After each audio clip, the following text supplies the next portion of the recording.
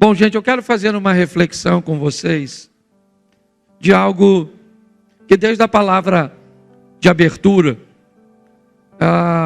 está no meu coração. A dificuldade que nós estamos enfrentando de nos relacionar com o nosso semelhante. O desafio que estamos tendo para manter relacionamentos longos, sadios, salutares. Então eu quero fazer uma reflexão com vocês, pois um dos grandes alertas bíblicos dos últimos tempos seria o esfriamento do amor. Eu quero conversar com vocês rapidinho de algumas coisas que eu acho que vale a pena. Esse culto é mais curtinho, no outro eu vou poder falar um pouquinho mais. Mas coloca para mim, o nosso computador está meio lerdinho, mas vamos lá. Mateus 24:12. Mateus, capítulo 24, verso 12.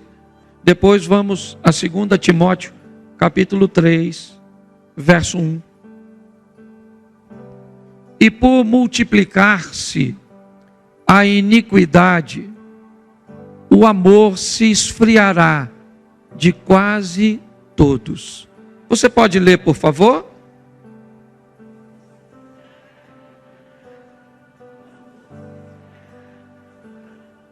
Feche seus olhos. Senhor nosso Deus e Pai, em nome de Jesus, eis aqui a Tua palavra. Continua falando conosco. Usa-me como um canal de bênção. Em nome de Jesus. Amém. Glória a Deus. Amém. Dois lugares sempre foram tidos como detentores do amor: a família e a igreja. São dois lugares que sempre nós esperamos encontrar com muita facilidade o amor. Mas a Bíblia nos faz um alerta de que na multiplicação da iniquidade, certo? O amor, ele se esfriaria, ele iria embora. Mas para que o amor vá embora, uma coisa precisa crescer segundo o texto bíblico: a iniquidade. É o crescimento da iniquidade, certo? Que faz com que o amor esfrie. Ou seja, às vezes a gente se depara com algumas palavras que não são rotineiras, que não são comuns, nossa, e passamos despercebido, mas provavelmente se eu perguntasse ao pé da letra para a maioria de vocês o significado de iniquidade, talvez muitas pessoas não conseguissem responder. Mas a Bíblia diz que é a multiplicação da iniquidade que compromete o amor das pessoas. Se eu não sei o que é iniquidade, eu fico desprotegido, até para que eu me defenda dessa tal iniquidade, que sequer muitas vezes eu sei o que significa. Então eu peguei aqui de uma forma simples. Iniquidade, na verdade, é o desrespeito e negação às leis e mandamentos de Deus. Quando eu desrespeito ou eu nego as leis e os mandamentos de Deus, é só uma questão de tempo até o amor pelo meu semelhante, ele se retire da minha vida. Isso é bíblico. Por que é que nós vemos hoje tantos filhos que não amam seus pais, porque tratam seus pais com tanta frieza? Por que é que nós vemos as pessoas tão frias com a dor das outras? Por causa do crescimento da iniquidade, o desrespeito ou a negação dos valores, dos mandamentos de Deus. E quando isso acontece, o apóstolo Paulo, escrevendo a Timóteo, capítulo 2, 2 Timóteo, capítulo 3, verso 1. Coloca, por favor. Isso.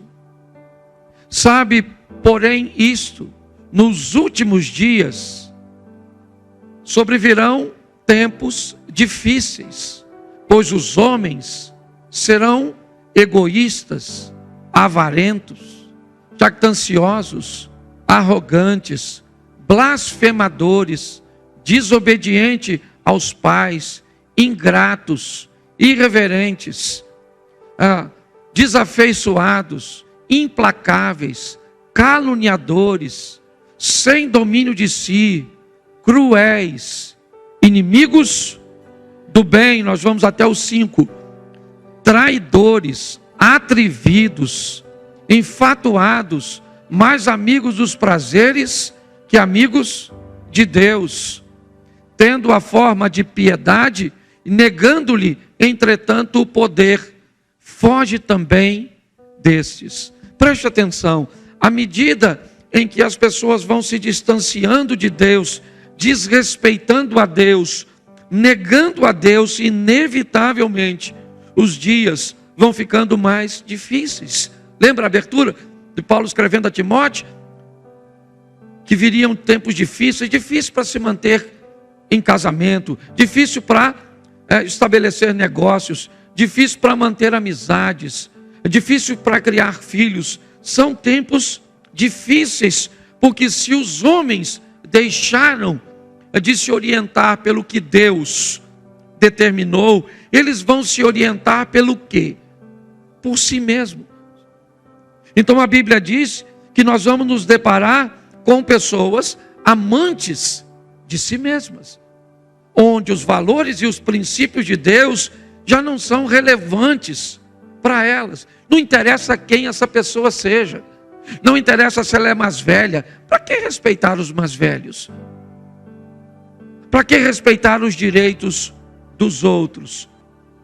Quando os valores de Deus vão embora, algum valor vai ter que substituir esses valores. E aí, Paulo também escrevendo aos Romanos, no capítulo 1, no verso 25, nos deixa um alerta bem interessante. Romanos 1, 25. Pois eles mudaram a verdade de Deus em mentira, adorando e servindo a criatura em lugar do Criador, o qual é bendito eternamente. Amém. É lógico. Olha o que o texto está dizendo. Os homens amantes de si mesmo pegam as verdades de Deus, certo? E a transformam em mentiras, em comportamentos e valores que têm o propósito de servir a si mesmo. Então a palavra de Deus, a Bíblia, ela não pode ser mais ultrapassada apenas por aquele que nega. Ela precisa ser ultrapassada ou rejeitada, certo? Por todos. Então o pecado ele se torna tão entranhado na vida de determinadas pessoas que elas não se contentam mais apenas em pecar. Elas se sentem incomodadas com todos aqueles que não têm a mesma prática que elas. Então esse tem sido um grande desafio. A Bíblia nos alertando que no esfriamento do amor, pelo aumento da negação, certo? A negação se tornou a tal ponto que a Bíblia se tornou um livro extremamente desconfortável para algumas pessoas, a ponto dessas pessoas desejarem remover da Bíblia textos cujos quais elas não querem cumprir. Mas beleza, está tudo certo. Elas não querem cumprir, mas não apenas não querem cumprir. Elas não querem que ninguém cumpra. Então você vê que o amor esfria, porque a negação e o desrespeito às coisas de Deus aumentam. O homem começa a ser mais amante de si mesmo, Vimos todos os adjetivos colocados sobre eles, mas faço questão de ler novamente. Os homens amantes de si mesmo tornam-se avarentos, presunçosos, soberbos, blasfêmios, desobedientes a pais e mães, ingratos, profanos, sem afeto natural, irreconciliáveis, caluniadores, intemperantes, cruéis, sem amor para com os bons, traidores, obstinados, orgulhosos, mais amigos, certo, dos deleites do que amigos de Deus. Preste atenção. Esse é o perfil que a Bíblia diz que nós vamos encontrar nas pessoas cujas quais a iniquidade se multiplicou. Quando olhamos para tudo isso, Paulo também dá um conselho ainda falando a Timóteo. No capítulo 3 de 2 Timóteo, a partir do verso 10, olha o que Paulo diz a Timóteo. 3:10. Tu, porém, tens seguido de perto o meu ensino, procedimento, propósito, fé, longanimidade, amor, perseverança. Olha só. Não. Pode voltar para o 10. Deixa lá. Preste atenção o que Paulo está falando a Timóteo. Eu gosto um pouquinho mais da minha tradução, pois ela diz assim: tu tens seguido a minha doutrina, modo de viver, intenção, fé, longanimidade, ou seja, capacidade de enfrentar oposição, amor e paciência. Paulo faz uma lista de 7 coisas que Timóteo estava sendo orientado. Primeiro, a doutrina. Depois, a maneira, a conduta, o modo de viver. Segundo, a intenção que estava por trás desse modo de vida. Mais importante de como se vive é por que se vive. Qual é a intenção que está por detrás de suas ações? É isso que ele está dizendo. A fé, a capacidade de resistir ou de enfrentar as oposições, algo que principalmente a nossa adolescência, juventude tem muita dificuldade. É muito difícil para eles ir para um ambiente estudantil e chegar lá, lidar com uma oposição tão forte, tão ferrenha, certo? Quer por material didático, quer pelo corpo docente, pelos professores, quer pelos amigos de trabalho, de escola, certo? Ao nível de oposição, às vezes, é tão grande que a capacidade dessa geração nova, eles não têm resistência o suficiente. E note que me parece que esse é um problema mais antigo do que a gente possa imaginar. Ainda no verso 3, volta no 7, por favor. Eu não sei com que tradução vocês estão aí, mas pode deixar assim, pode deixar. Que aprendem sempre e jamais podem chegar ao conhecimento da verdade. É aqui que eu quero começar a pregar. Aprendem sempre, mas não conseguem chegar ao conhecimento da verdade. Estão sempre ouvindo as mesmas coisas, ditas por pessoas diferentes, com vocabulários diferentes, de forma diferente. No mês aqui, no mínimo, você ouve 4, 5 pessoas passando por este púlpito, conversando com você, tendo um propósito, certo? De deixar uma mensagem. Ou seja, eles aprendem, mas eles não conseguem chegar ao conhecimento. a transformar esse aprendizado num comportamento, num modo de vida, numa intenção correta, numa fé bem fundamentada, numa resistência à oposição firme, no amor ao próximo e num poder ou num nível alto de paciência.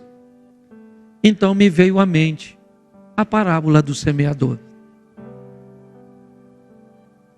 Uma parábola ensinada por Jesus para dizer para um orador quantos tipos de pessoas provavelmente estarão diante dele e quais serão o resultado delas. Essas cadeiras são presas, mas eu precisava pelo menos de 4 cadeiras aqui em cima. Coloca para mim aqui rapidinho. Tira ela aí, por favor. É só uma presilha.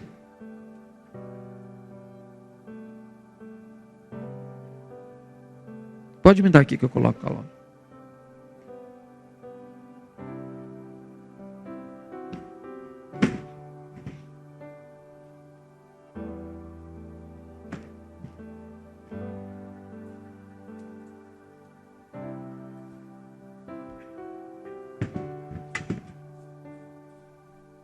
Eu não vou colocar ninguém sentado, não. Mas eu quero que você imagine que as pessoas que vão ouvir você falar, segundo Jesus, ela pertence a 4 grupos. Isso dá 25% para cada uma delas. E nós vamos dar uma olhada rapidinho na parábola do semeador. E talvez você entenda porque muitas pessoas se comportam como se comportam na sua casa, na sua vizinhança e até mesmo dentro da igreja que você frequenta, seja aqui ou seja em outro lugar. Coloque alguém que você consegue enxergar com um comportamento cujo qual eu vou traçar sentado nessas cadeiras. Marcos, capítulo 4, verso de número 3. A parábola do semeador é narrada em 2 evangelhos, tá certo? Mas nós vamos dar uma olhadinha primeiro no evangelho de Marcos, capítulo 4, verso 3. Ouvi, eis que saiu o semeador a semear. E ao semear, uma parte caiu à beira do caminho, e vieram as aves e a comeram. Outra caiu em solo rochoso, onde a terra era pouca, e logo nasceu, visto não ser profunda a terra. Saindo, porém, o sol a queimou, e porque não tinha raiz, secou-se. A outra parte caiu entre os espinhos, e os espinhos cresceram, e a sufocaram, e não deu fruto. Outra, enfim, caiu em terra e deu fruto, caiu em boa terra e deu fruto, e vingou e cresceu, produzindo a 30, a 60 e a 100 por 1. Preste atenção. Segundo a explicação que nós vamos ver um pouquinho mais à frente, a semente desse semeador é a palavra de Deus. A terra dessa passagem é o coração, a mente do ser humano, do indivíduo que vai receber. Nós temos aqui, a primeira cadeira, que vai representar o solo à beira do caminho. Ele é compactado, certo? E este solo compactado à beira do caminho das pessoas que sentam na primeira cadeira, eles vão enfrentar como opositores as aves. Elas serão os inimigos desse primeiro grupo. A segunda, ela vai cair num solo que tem pedras. E então nós vamos ter aqui a representação das pedras. E neste solo a oposição é o sol. A terceira cadeira vai representar as pessoas que vão receber a semente em meio aos espinhos. E então elas vão enfrentar um nível de pressão tão grande, certo? que elas vão ficar improdutivas. E na quarta cadeira, nós vamos ter a terra boa. E com ela nós vamos lidar com a produtividade. Tá certo? Agora, Jesus vai fazer o seguinte, a partir do verso 14, Marcos, ainda no capítulo 3, no verso 14. Vai para lá, por favor. O semeador semeia a palavra. Onde? Nos 3 solos. Vamos lá? São estes o da beira do caminho, onde a palavra é semeada. E enquanto a ouvem, logo vem Satanás e tira a palavra semeada neles. Preste atenção. Talvez isso não fique muito claro em Marcos, mas vai ficar bem claro em Mateus. Coloca Mateus, capítulo 13, verso 18, e vamos entender o que vai acontecer com a turma dessa cadeira.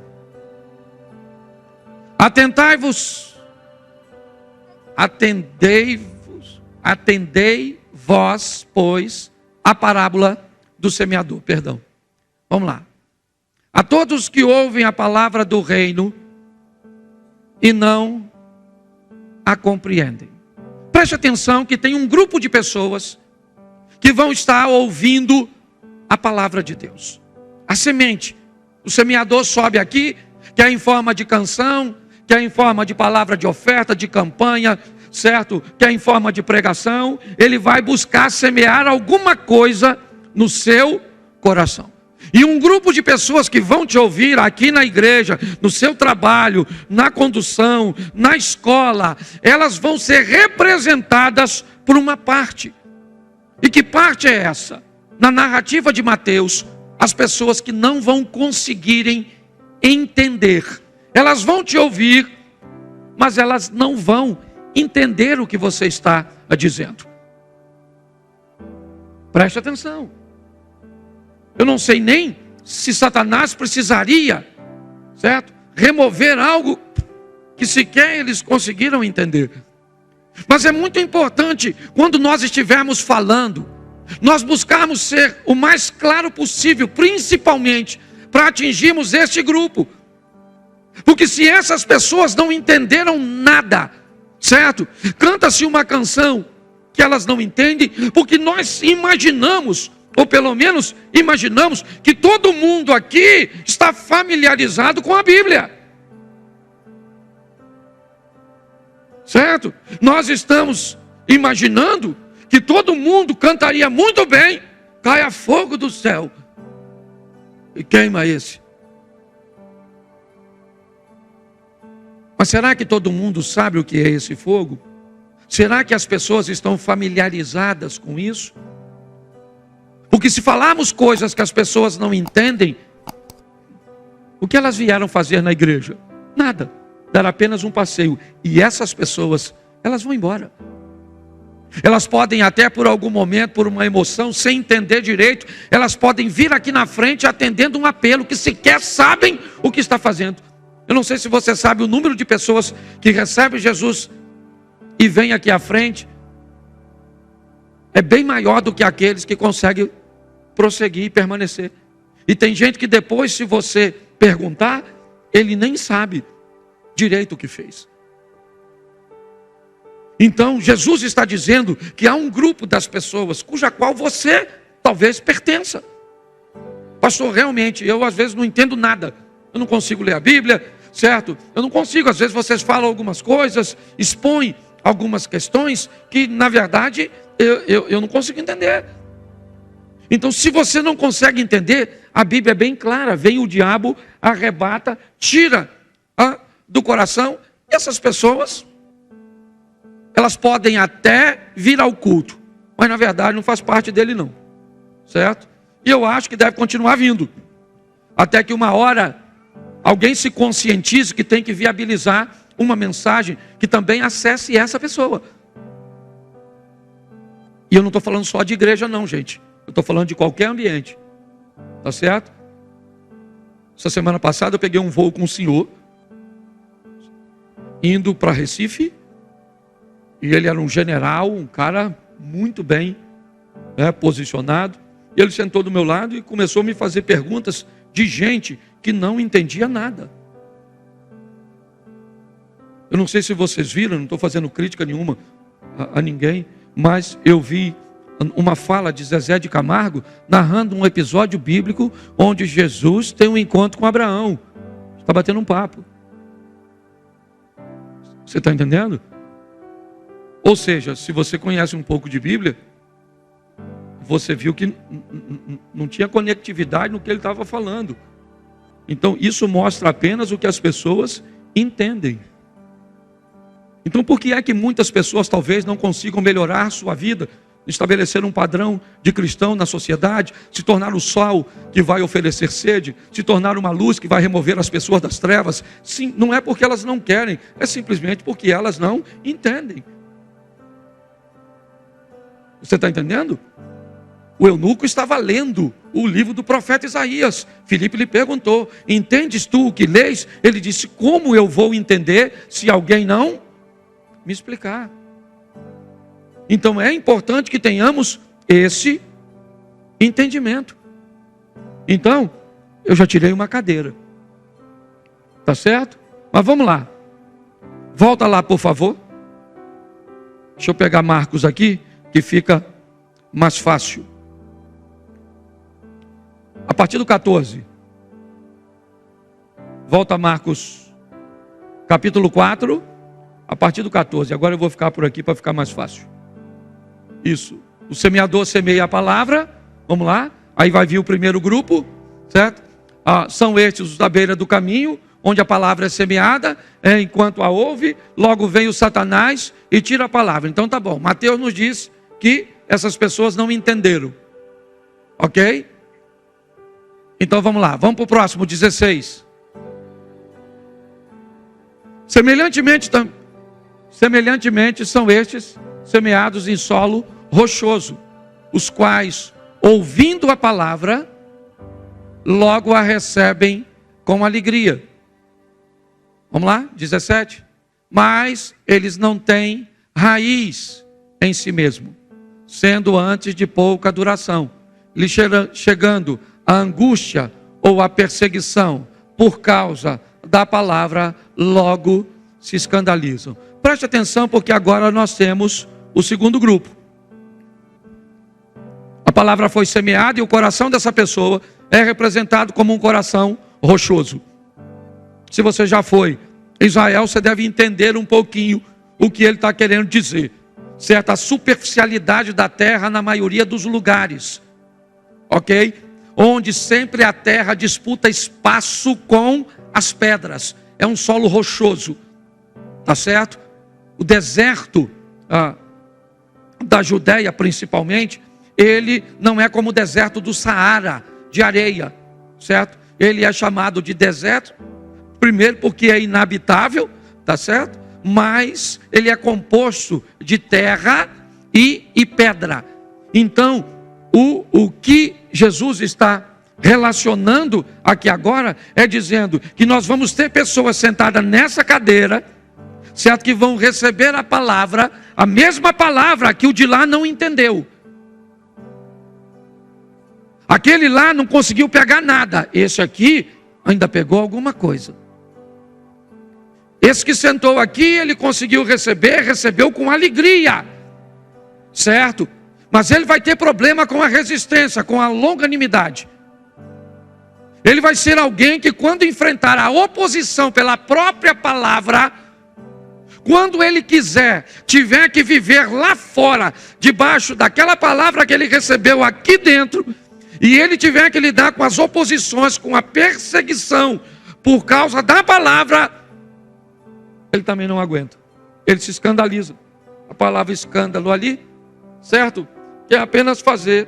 É uma expressão que na maioria das vezes é utilizada por um caçador. Quando um caçador vai caçar, a primeira coisa que ele faz na mata é encontrar a trilha do animal cujo qual ele quer prender.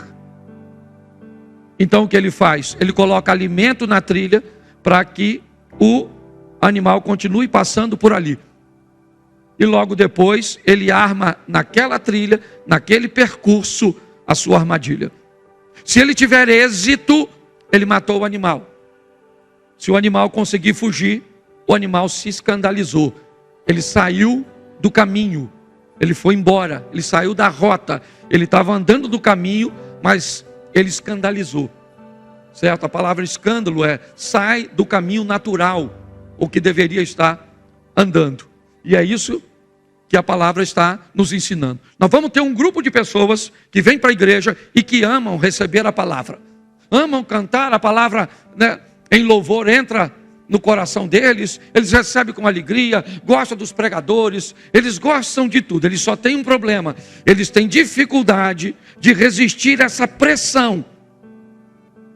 Quando eles recebem a pressão, a angústia e a perseguição por causa da palavra, eles não conseguem, e aí eles não conseguem, eles não conseguem seguir um padrão moral, eles têm dificuldade, eles são gente boa, sim, mas eles enfrentam uma pressão tão grande, que eles não conseguem se manter.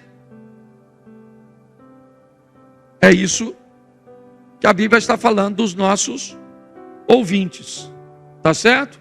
Talvez aqueles dois aqui frequentem a igreja com uma certa regularidade, com uma certa satisfação. Alguns não sabem nem o que veio fazer depois de um culto. Se você perguntar o que pregou, ele não está nem aí, ele está mexendo no celular, ele está nem aí, já que ele não entende, ele se distrai, tá certo? Ele vai se distrair, ele não consegue entender. O segundo não, o segundo recebeu, ele gostou, mas ele tem dificuldade com as pressões. Tá certo? Vamos para o terceiro? Então coloca aí. Versículo 18. Outros, os outros, são dele. Ele não é alguém produtivo. Ele é alguém que vem à igreja, certo? Ele gosta, ele recebe, ele entende, tá tudo certinho. Ele só tem problema, certo? Por quê? Porque o nível de entrega, certo? Lembra quando o Eduardo veio aqui falando de oferta? É o nível de entrega. Ok?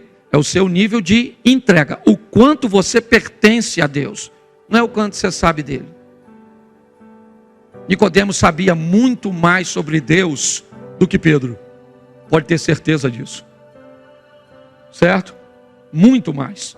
Mas o nível de entrega de Pedro para Deus era muito maior do que o de Nicodemos.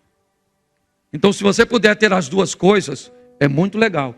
Agora, se você tiver que optar em uma das duas, eu vou, apesar de que uma não, como é que você vai se entregar a alguém que você não sabe nada a respeito dele? É difícil. Mas o nível de entrega é que me encanta. Quem lembra aqui, mora nessa região há muito tempo, irmão Onofre? Alguém lembra dele? Isso, morava lá no Santo Antônio, certo? Ele, para ler a Bíblia, pedia a um de nós que íamos lá para ler. Eu não sei se vocês lembram disso. Ele era analfabeto, ele não sabia ler, certo? E se soubesse era muito pouco. Não vou dizer que era analfabeto de tudo, que eu também não tinha tanta intimidade. Mas eu já fui, fazia fila para aquele homem orar.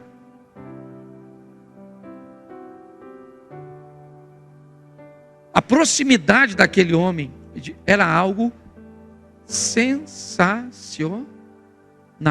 Sensacional. Extraordinário. Ele sabia muito pouco, mas o nível de entrega era muito alto. Nos espinhos, o que acontece? A semente não morre, ela só não produz. E há uma sentença para uma árvore improdutiva na Bíblia: ela será cortada e lançada no fogo. É isso. É muito importante nós entendermos isso. Porque parece que, não, mas eu estou aqui. Então tá certo, você é o cara da cadeira de cá. Tá bom.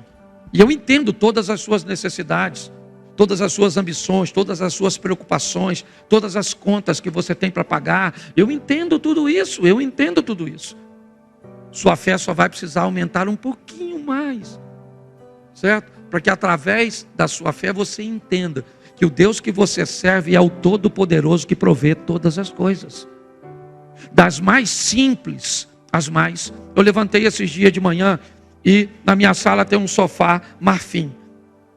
Devia ter, para não errar, pelo menos uns 200 cupins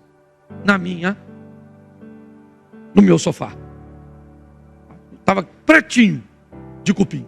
Eu apavorado de que aquilo passasse para outra coisa, para outro lugar. O que é que eu fiz? Peguei o sofá, puxei para fora e já deixei lá fora. Já estava caindo aquele pozinho. E eu pensei, eu preciso de uma dedetizadora. Conhece alguma aqui em Xerém? Que pudesse me indicar?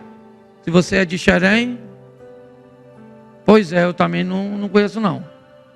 Dedetizadora. E eu falei, sabe aquela coisa que você fala, você que é meio religioso? Jesus! Onde eu vou arrumar uma dedetizadora? Sim. Eu falei, tá legal. Vou te dar o meu cartão. Quando ele me deu o cartão, era da dedetizadora. Eu não sei se você lembra disso, Reinaldo. Certo? Deve ter umas 3 semanas mais ou menos. Eu falei, mano, é dedetizadora. É negócio de cupim em si. Ele falou, especialidade de matar cupim. Está na época do cupim, o cupim faz assim, o cupim perdeu o assado. Me contou a história do cupim toda. Eu falei com ele, mas deixa eu te falar uma coisa. Eu acabei de botar o meu sofá do lado de fora precisando de uma dedetizadora. Você vai lá em casa agora. Ele falou, vou. Mas me passou o orçamento, certo? Já encontrei com ele outras vezes lá. Por quê? Porque Deus, deixa eu falar uma coisa para você. Ele cuida das pequenas coisas e das coisas grandes. Amém? Eu estou te contando coisa que para você pode não ser nada, mas onde eu arrumo uma dedetizadora? Certo? Eu estava precisando. E ele me escutou, foi tomar café comigo e me apresentou o cara da... Mas vamos aqui, porque senão eu não termino. Agora, olha só, certo? Esse aqui fica na igreja. Só que ele não produz nada. Você conhece alguém assim? Não, né? Não, né? Conhece aquele que vem assim, lá uma vez ou outra, até gosta, mas uma vida bagunçada. Conhece não, né? Conhece aquele que não entende nada? Nada. Esse dia eu estava num culto, falei, abra sua Bíblia no livro de Abraão, capítulo 3, versículo 7. Um movimento para abrir. Quando de repente um dos que estava procurando olhou para mim e falou, não tem. Eu falei, sério? É só para você ver que tem gente que não sabe nada. E pior, tem gente que sabe mesmo. Porque tem uns que nem sabe que não sabe. Porque a pessoa que sabe que não sabe, ela já é instruída. Certo? Agora presta atenção. Bota no 20. Os que foram semeados em terra são aqueles que ouvem a palavra e a frutificando a 30 e a 100 por 1, de acordo com a capacidade, certo? Sim ou não? Então nós dividimos aqui a turma da igreja em quantos? Então agora você olha o cara do passarinho. Passarinho, piu, piu. Aqui, ó. Para ninguém dizer que não entende. Passarinho, passarinho. Certo? Aqui. Tem gente que morre quando eu faço isso, mas eu morro. Pelo menos morre com Jesus. Esse aqui é o da pedrinha. Entendeu? Esse aqui é o do... Isso. E esse aqui é o... da terra. Ou seja... De cada 4 pessoas que entram na igreja,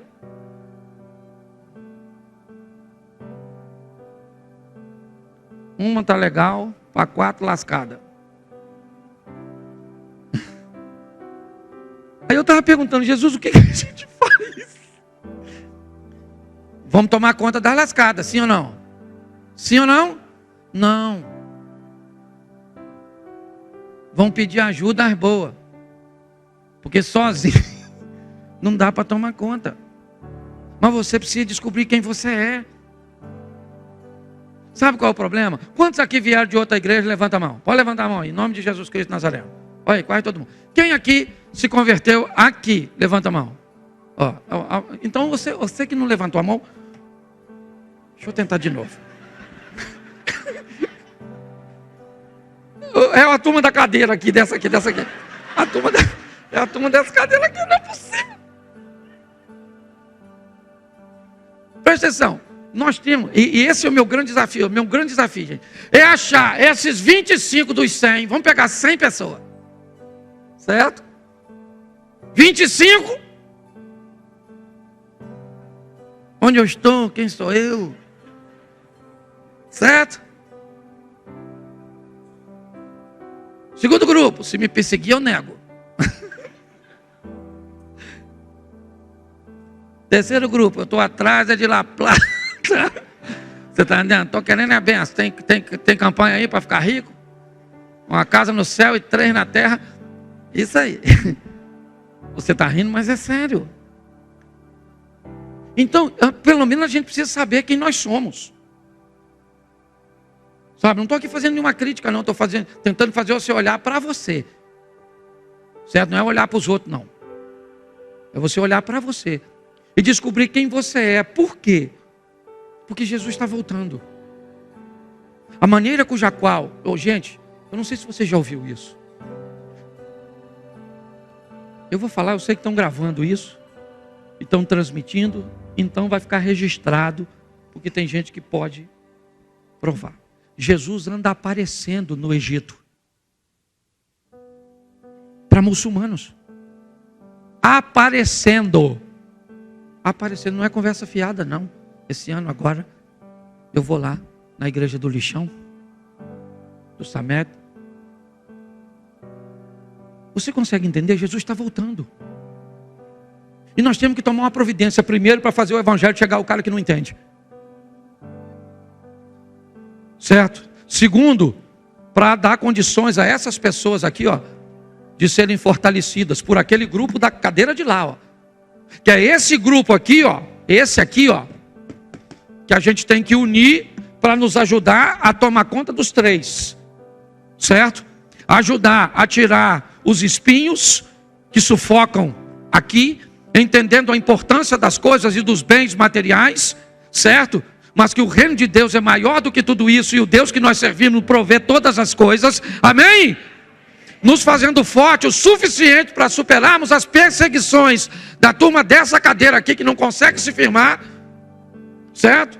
E nos ajudando e nos dando estratégia para conversarmos e levarmos a palavra para esse grupo. Porque segundo a palavra de Deus, Deus não quer que ninguém se perca. E somos nós que vamos trabalhar isso. Nós precisamos. Agora, como é que nós vamos fazer isso? Diminuindo a iniquidade. Parando de relativizar. Aí não tem essa história, mano. Não tem. Certo? Não tem isso. Ah, pastor, uma igreja que não é inclusiva, porque as pessoas nascem desse jeito. Meu irmão, não tem isso. Não tem. Não tem como negociar. Não tem como relativizar. Não tem. Tá certo? Agora também, a única forma de não precisar relativizar é amarmos. Porque o amor constrange. As pessoas quando são amadas, certo? Quando elas se sentem amadas e respeitadas, até mesmo por quem não concorda com sua prática. Eu fiquei, e termino aqui, uma das notícias mais tristes que eu recebi nos últimos anos foi do fim do programa do Raul Gil no SBT. Um programa que abria portas para que o gospel pudesse se apresentar. Um programa onde os bastidores do programa, certo, eram extremamente agradáveis, ordeiros. E um programa que me deu 2 oportunidades. Uma, de participar do chapéu, certo? E eu tive uma experiência bem legal, porque foi o único programa que um chapéu ele ficou sem levantar, por causa da resposta que eu tinha dado, e ela seria muito complicada para eles, e aí eles não abriram o chapéu, mas eu pude, e também não vou dizer aqui o que tinha sido, eu não tirei o chapéu para aquela pessoa ou para aquela instituição. E o meu encontro com a Tami Miranda, a filha da Gretchen, certo? Que foi um encontro pautado na oração da igreja, e quem lembra sabe, eu pedi muita oração para estar lá, e que me mostrou que o amor é capaz de fazer, com respeito. Então o mundo precisa ser alcançado. Que mundo, pastor? O seu. O seu precisa ser alcançado por você. O meu por mim. Eu não vou alcançar seu mundo. Eu não vou conseguir falar de Jesus para seu vizinho. Eu não vou conseguir falar de Jesus para sua amiga do trabalho, porque ela não pertence ao meu mundo.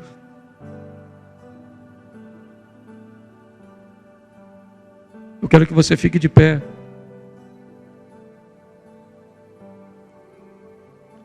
E eu quero trazer de volta as 4 cadeiras para cá, porque é nossa função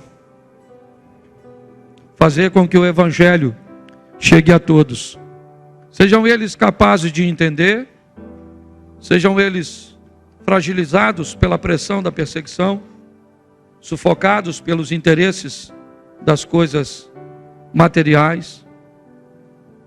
Mas se você sentou hoje nessa cadeira, se prepare para nos ajudar. Porque sozinho nós não temos como cuidar dos outros. Não se preocupe com a produtividade. Um a 30, outro a 60, outro a 100. Se você quer se tornar mais produtivo, lembra, a produtividade e a entrega na parábola dos talentos é por capacitação. Capacite-se. Tem uma outra possibilidade de raciocínio? Então diz aí nos comentários. E se você chegou até aqui, eu tenho certeza que é porque você gostou do vídeo. Então deixa aí o seu like. Se você não se inscreveu ainda, não perca tempo, inscreva-se e ative as notificações. O nosso desejo é que Deus abençoe muito a sua vida, a sua família, a sua casa. Até o próximo vídeo.